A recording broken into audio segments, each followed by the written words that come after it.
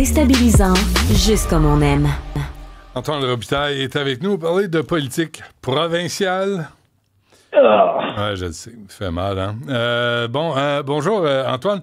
Il y a une contre-offre de la Fédération des médecins omnipraticiens du Québec.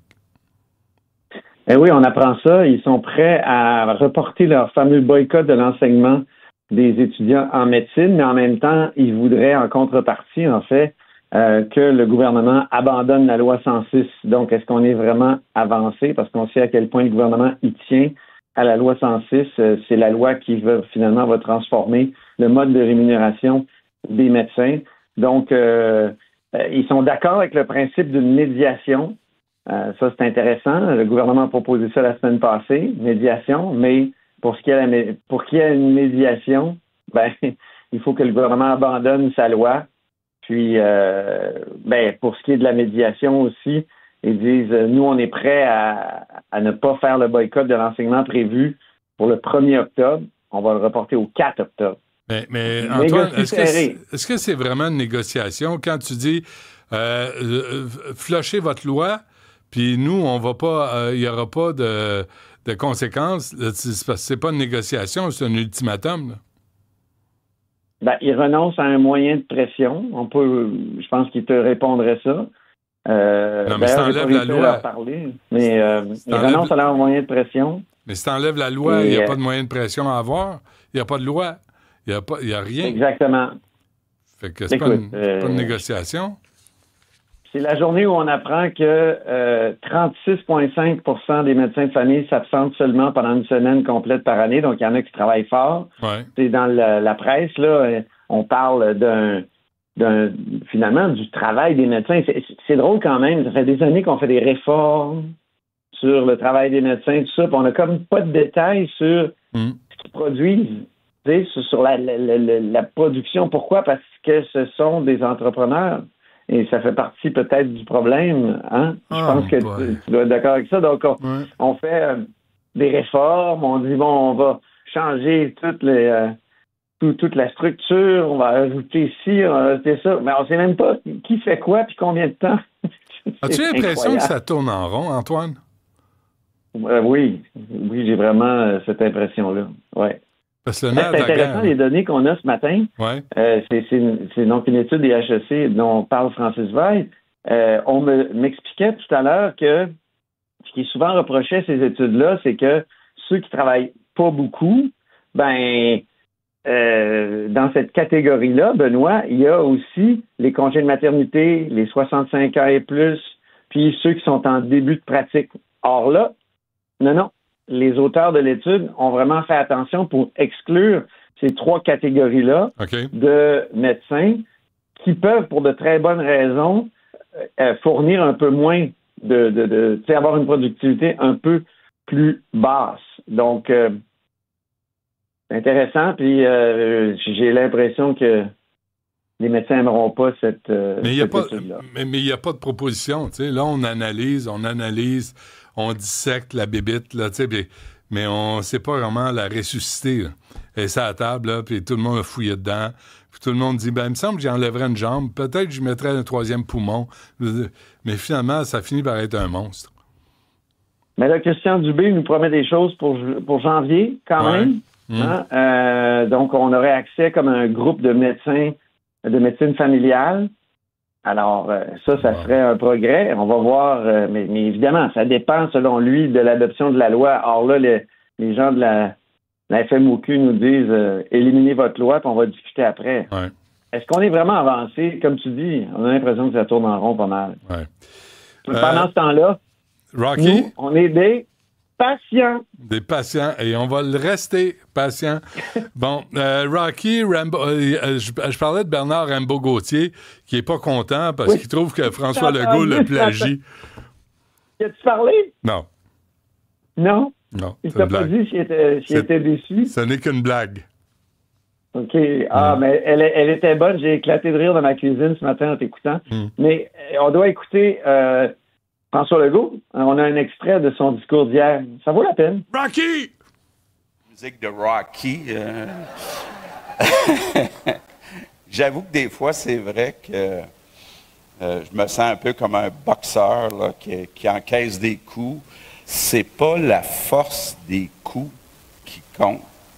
C'est la capacité de les encaisser et d'être capable de continuer, d'avancer. Oui. Donc, Rocky, c'est vrai que c'était une référence intéressante pour la détermination, pour encaisser les coups, donc être capable d'en prendre, puis rebondir, la résilience, le fait d'avoir un objectif, puis s'y tenir. M. Robitaille, vous trouvez pas qu'en tant que chef du Québec, il aurait pu utiliser l'image de Maurice Richard à la place que celle de Rocky, de Sylvester Stallone à Philadelphie en 1976 où il mange des œufs crus? Non, je sais. Écoute, ça prouve qu'on s'américanise, là. Puis tu sais que c'est une référence qui est très courante en politique québécoise maintenant. Je te ramène en 2018. Tout le monde avait oublié ça, mais j'étais là. Donc, Paul Saint-Pierre Plamondon, qui à l'époque n'est pas chef du parti, 2018. Donc, il plonge avec l'Élysée, puis il se présente dans Prévost. Il y a de la misère. Il a réussi à gagner son investiture. Ça a été assez compliqué. Là, il veut se montrer, combatif, lui aussi. On va regarder, il avait fait une vidéo, écoute, où il reprenait la scène de Rocky Cat, la scène d'entraînement dans la neige. On peut regarder ça.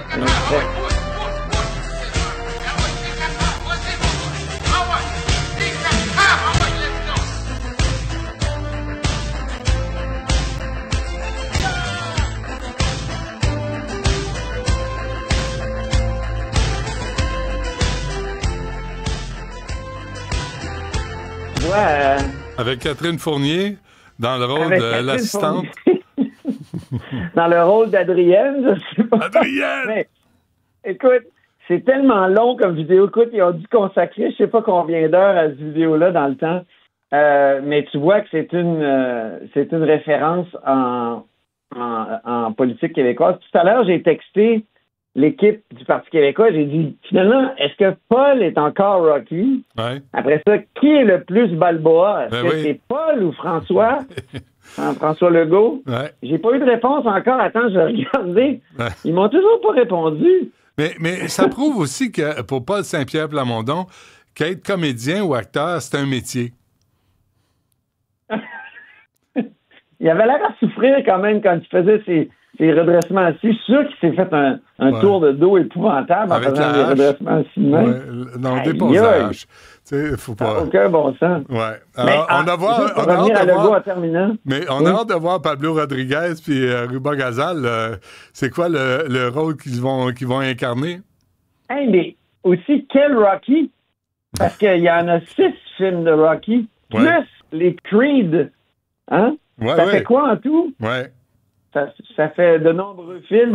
Et je trouve que c'est l'aspect qui est un peu faible dans la référence à Rocky pour M. Legault, parce que ça veut dire qu'il veut qu'il y ait des remakes constants. Est-ce qu'il va nous faire 9 films, 9 mandats, en tout cas? Je pense pas, non. On peut s'amuser beaucoup avec cette référence à Rocky. Alors, merci à M. Legault, mais on reparlera politique demain parce que là, ça va être quelque chose. Hein? Écoute, c'est le début de la session parlementaire. Bon, et avant qu'on se quitte, les syndicats en colère, là, ils sont quoi, 7, 8, 9 ensemble? Là?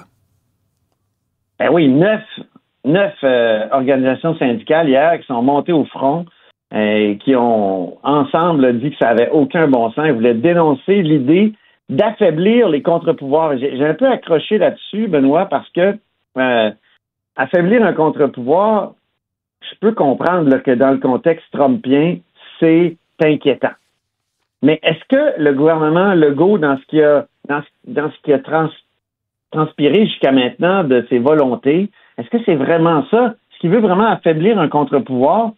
Moi, je dois te dire, j'ai pas cette impression-là. La transparence des organisations syndicales, là, c'est aussi important que la transparence des États ou des gouvernements. Pourquoi? Parce que les citoyens comme les syndiqués, ils n'ont pas le droit de contribuer, ils n'ont pas le choix de contribuer à leur État ou à leur syndicat. Donc, il faut que on puisse savoir exactement où va l'argent. En tout cas, moi, je trouve que c'est pas une façon de miner le syndicat, c'est plutôt une façon de le renforcer que de le rendre plus transparent. Ouais, mais c'est drôle, ce discours-là. C'est Éric Gingras qui parle de contre-pouvoir. Mais leur job, là, c'est de conserver les conditions de travail pour les travailleurs, tu sais, puis de les améliorer. Puis ils sont devenus des agents politiques. Ils se perçoivent comme des agents de changement. La FAE qui conteste la loi 21, mêle-toi donc de tes affaires, puis organise donc un fonds de grève pour des étudiants, pour des enseignants. Pour la loi 21, moi, je trouve que Magali Picard a révélé quelque chose. Je te l'ai dit la semaine passée, mais j'insiste. Parce qu'elle a dit, peut-être que la FAE aurait dû attendre, elle est de la FTQ, elle a dit, peut-être que la FAE aurait dû attendre d'avoir un cas particulier d'une enseignante lésée par cette loi-là. Ouais, pas un concept. Là, il y aurait eu l'obligation par le syndicat de défendre son employé. C'est vrai. Là, il aurait pu contester. Mais là, qu'est-ce qu'ils ont fait, la FAE? Ils n'ont même pas attendu d'avoir un cas. Ils ont tout de suite sauté là-dessus, comme le diable sur le... C'est quoi donc? La pauvreté sur le pauvre monde? Ouais, la misère sur le pauvre monde. Ouais. La misère sur le pauvre monde. Ben oui. Puis, tu sais, la loi venait d'être adoptée, t'es même pas appliquée. Alors. C'est vrai. On va suivre ça. Là, on s'en parle demain, Loïc. Loïc nous attend. Oui, Antoine, salut, merci. À demain. À demain.